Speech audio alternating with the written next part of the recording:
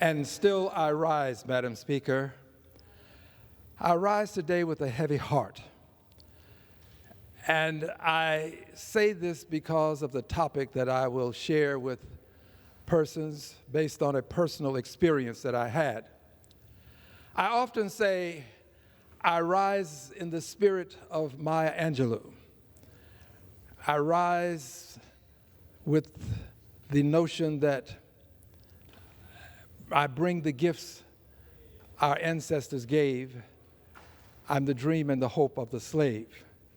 That doesn't apply to me personally, but generally speaking to people of my ethnicity, my race.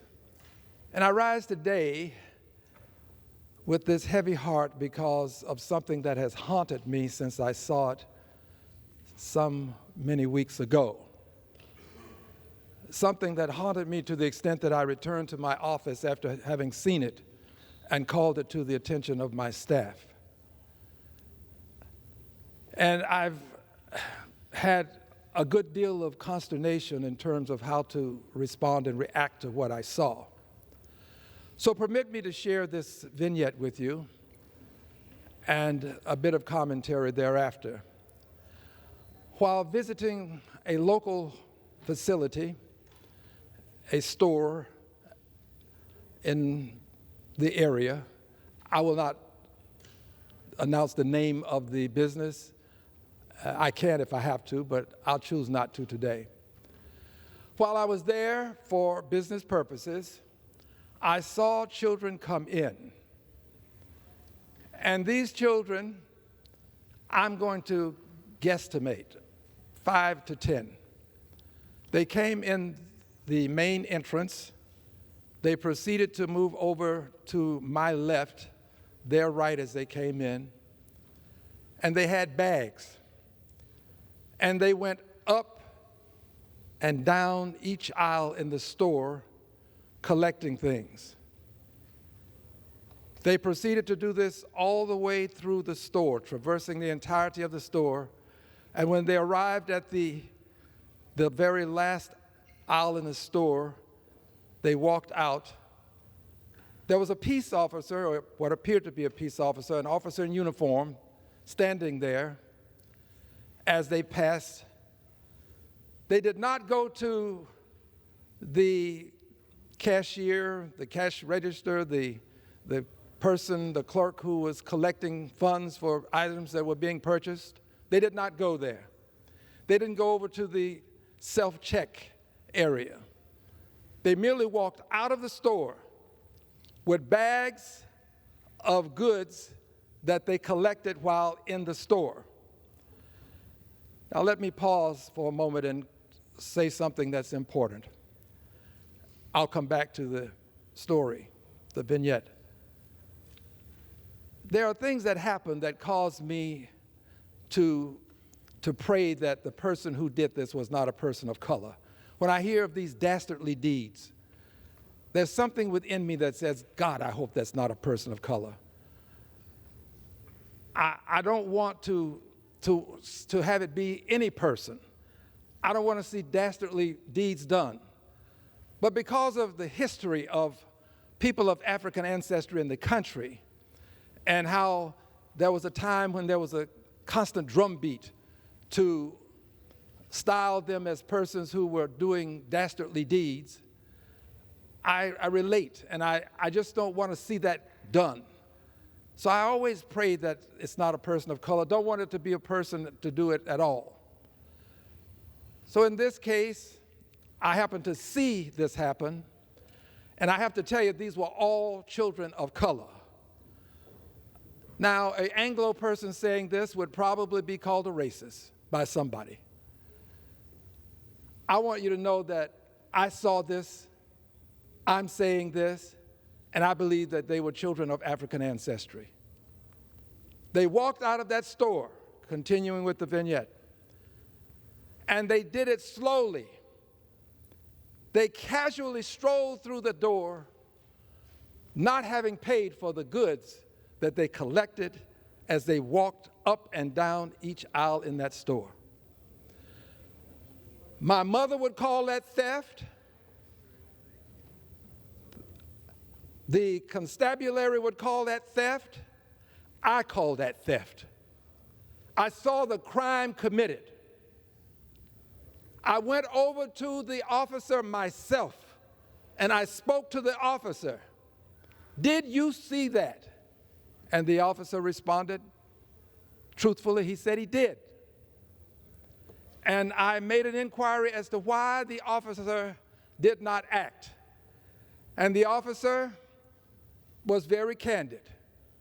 He explained to me that there had been an encounter wherein an officer or someone did act, and that person was harmed, the person who tried to stop this behavior, and that they had been told that this was not something that they would make an attempt to prohibit or prevent. I was shocked. You know, I've heard about these things. I've seen things on televisions where large groups of people run into stores and take things and smash and grab and leave. But it's different when you actually see it yourself. But the story doesn't end here. After what I saw, I moved over to pay for what I had. And then 2 other children came in. This time, there was a child that may have been 9, 10 years old, maybe 12, hard to guess. But there was another child that was probably about a foot or more higher than my walking cane. Probably, in my opinion, 6, 7 years old. And this child had a bag and collected things. A baby, in my opinion, I would say a baby. Child. And when this child reached the exit near the officer, and I'm standing there, I saw it, this child looked at the officer, and the officer looked at the child. And I thought for a moment that the officer would react. And this child turned to that officer and stared, just stared the officer, as we would say in my neck of the woods, he stared the officer down. A baby. And then walked on out of the door with goods that he had not paid for. Friends, doesn't matter your color. At some point, we have to take a stand. This cannot be tolerated. Does anybody really think that these children are going to stop after that one incident? Does anybody really believe that they won't do things at some point in the future that will exceed petty theft? I'm only speculating, but my guess is that this can be the genesis of bad things to come. It has to be dealt with. We cannot allow people to take things that belong to other people with impunity. Doesn't matter the age. As a matter of fact, the younger the age gives me more concern than perhaps the older, because this is a point where children should be taught how to respect others and the property of others. And we now allow them to, with impunity, commit crimes. I'm calling this to our attention because I know what happens when people get hurt in the process of taking things. I know what happens. I know that there's going to be an allegation made if an officer should hurt somebody in the process. And I'm not saying that officers should. But at some point, we have to stop it. And you don't stop it by allowing it to continue. People cannot assume that they can just walk out of the store with the goods and not pay for them, especially children. And I've heard the many stories about how my son is a good boy. I was a judge before I came to Congress of a small claims court. I've heard the stories about how my son is a good boy, that he was with bad company. Well, that may be true. But good company or bad company, we have to teach our children to respect the property of others and to respect others. I'm bringing this to our attention because I have been told that this facility, this business place, may have to close its doors. That's a reason to call it to our attention. I'm bringing it to our attention because I don't want to see anybody get hurt. That's a good reason to call it to our attention. But I'm bringing it more so to our attention because I believe we have a moral imperative to help the generations that are to follow to understand how it is that they had the opportunity to walk into the front door of that establishment. It hasn't been that long ago that in my lifetime, I'd have to go to the back door if they allowed me in at all. Not that business, but a similar business. In my lifetime, I've had to go to the back door to get things that I ordered from within a business.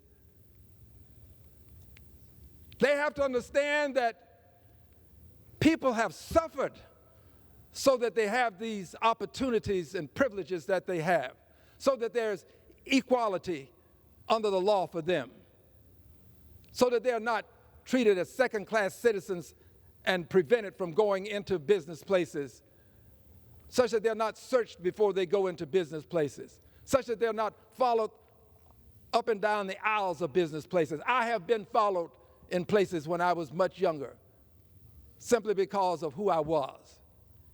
They have to understand that Rosa Parks didn't go to jail so that they could steal from other people with impunity. Dr. King didn't have a march on Washington for this. We've got to get them to understand how it is that they have these opportunities. And we're failing to do it. We're failing to do it as long as there's one child who does what I saw. Doesn't take 10, just one. Every child is important, and we've got to reach them all, or at least make every effort that we can. We have a moral imperative to do this. They've got to understand this history.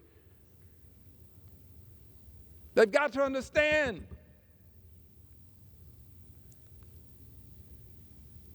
that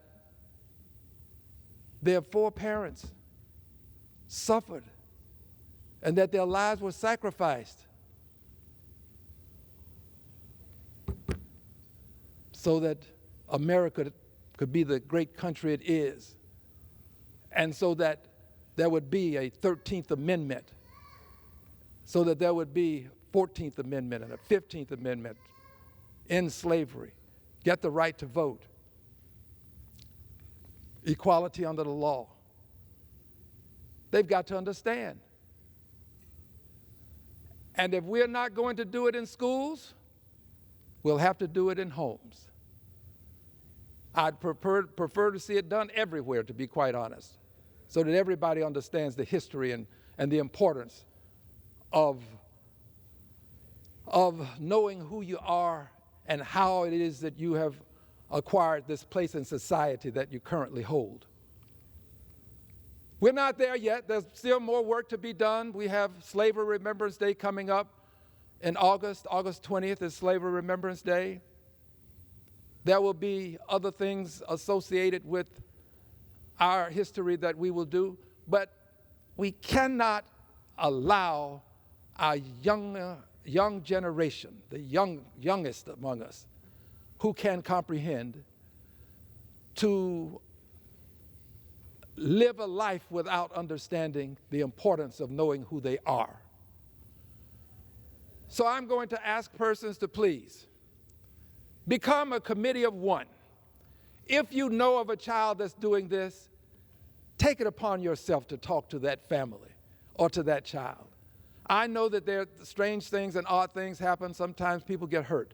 But if you know the family, do what we had done when I was a much younger child. You committed an offense, everybody told your mother about it.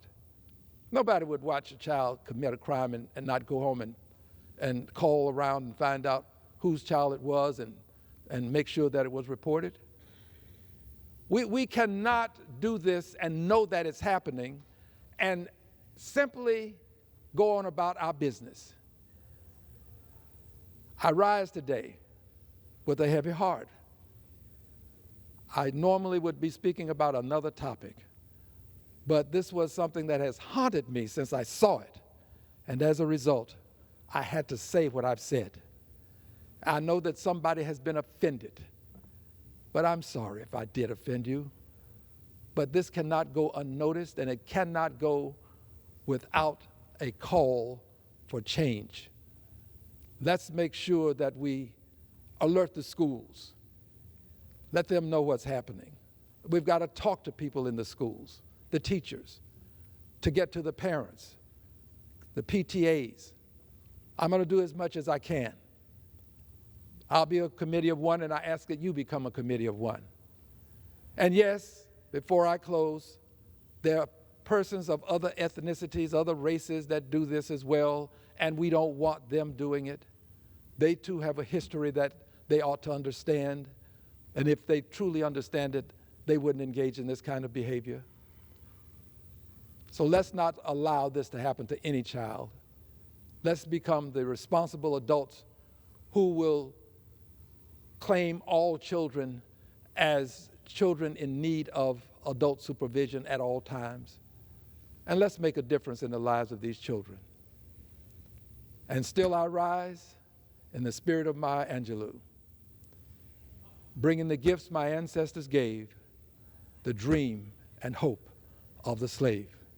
I yield back the balance of my time.